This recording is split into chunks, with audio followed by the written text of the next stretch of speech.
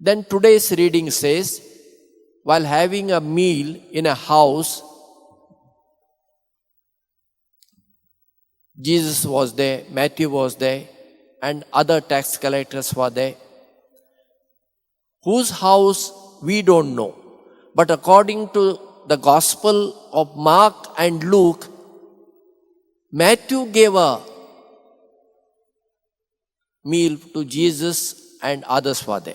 It doesn't matter whether the meal was in Matthew's place or somebody's place. It is not important. The important factor is, while having meal, the Pharisees took objection and they told the disciples of Jesus, why your master is having meals with the sinners and tax collectors. When Jesus heard this, what was his response? He said, I have come not for the righteous people, I have come for the sinners.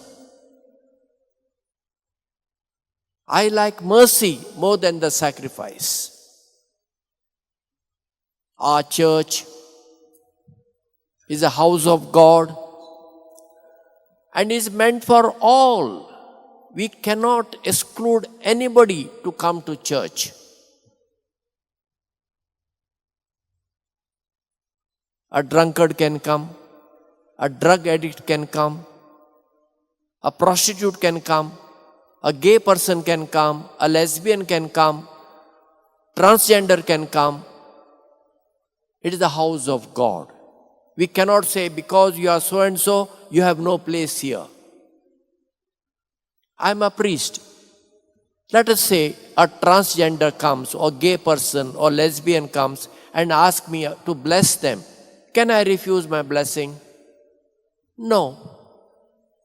They are responsible for their life, but they are asking for a blessing, and the blessing is of God.